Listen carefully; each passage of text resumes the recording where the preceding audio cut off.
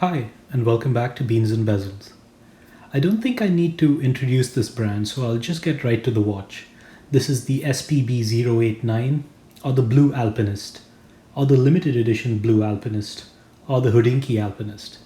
It was released in early 2019 and has quickly become a collector's favorite.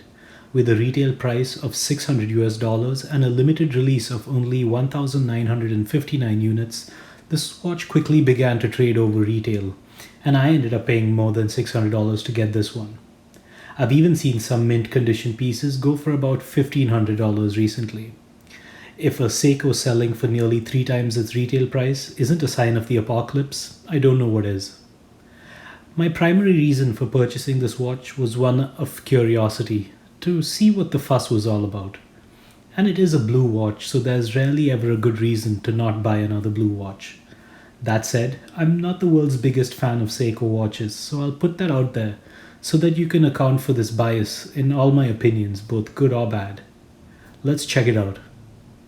I measured the case to be 39mm in diameter from the 2 o'clock to the 8 o'clock positions, 45.9mm from lug to lug, and 12mm tall. The case is made of stainless steel and is primarily polished. The build quality is excellent and the watch feels solid and robust. The finishing is also excellent with exemplary polishing on the case. The 3-piece case is stout and is almost equal parts bezel, mid-case and case back. The mid-case section extends out into a pair of short lugs that dramatically curve down towards the wrist. The top of the lugs are brushed and the lug width is 20mm. You have a polished fixed bezel section that seats a flat sapphire crystal with a good amount of AR coating. I'm just glad Seiko didn't try to pass off a hardlex crystal at this price, and I welcome the sapphire. You have a 5.25mm screw down crown at the 3 o'clock position with deep ridges that are easy to grip and operate.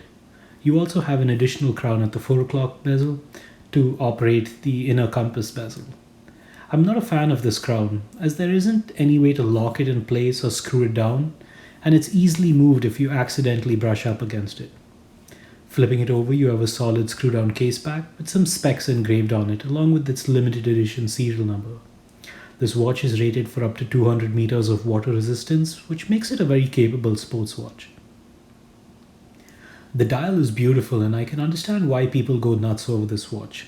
The choice of color is excellent and the design is in line with the original Alpinist from 1995, and it just works, give or take that old Cyclops window.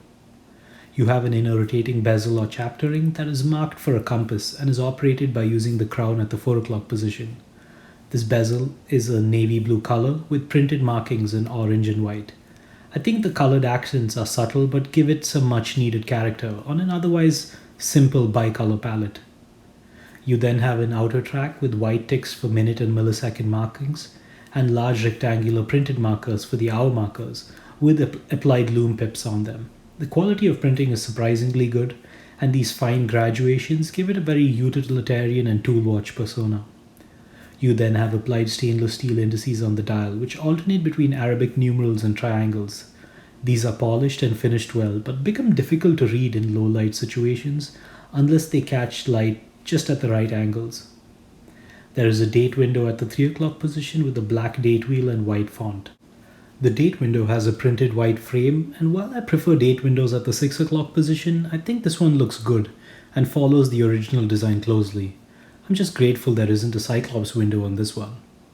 The handset has also become an iconic Alpinist design cue with a large cathedral-style hour hand. The minute hand follows a similar style and just about reaches the minute track. The seconds hand also has a loomed element and extends all the way to the seconds track. Overall, I like the dial design and I respect their ability to recreate this watch to follow the original design closely. I would have liked it to be a bit more legible with more contrast on the applied numerals, but I don't think that's a deal breaker.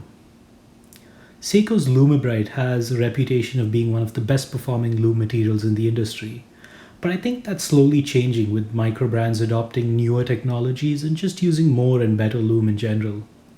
This watch isn't one of Seiko's best, and I think that's mostly because of the design. Only the small circular pips are loomed for the hour markers. They glow bright and hold their charge reasonably well, but there's only so much you can do with elements that small. The hands are better with large lume-filled sections on all 3 of them. They glow bright and hold their charge well. There's not much else to say here, and I think if you're a Lume junkie and looking for a Seiko fix, this isn't the right watch for you. This watch uses Seiko's 6R15 movement, which is a tier above their 4R and NH series.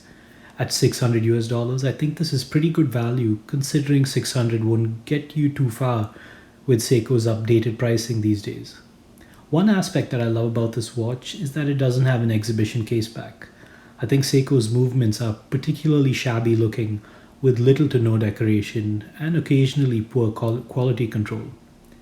In terms of performance, this watch is keeping excellent time, and I really mean excellent.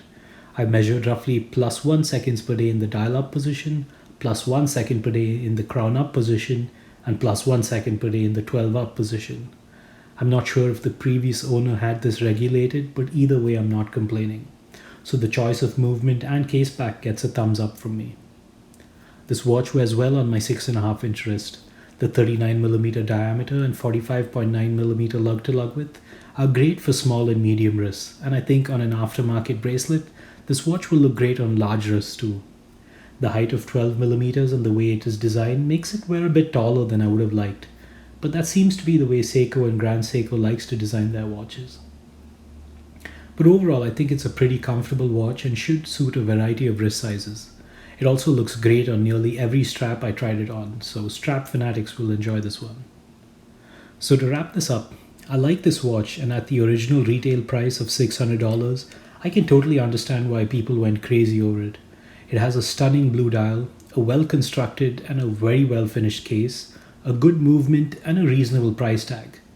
And it wouldn't be a Seiko if it wasn't limited in some often dubious way, so it's also a limited edition release of 1,959 units. As for the premium being charged for these watches, I'll just say that the watch is an excellent $600 watch, and the premium should really just be a function of how badly you want one in your collection. Because let's be real, if this was really a $1,500 watch, Seiko would have charged you exactly that much from the get-go, since they're not a charitable enterprise and will do whatever it takes to squeeze every last dollar from you. So if you're a fan of blue dials, still believe in Seiko's limited editions, and want to own a pretty good looking watch, go ahead and get one of these.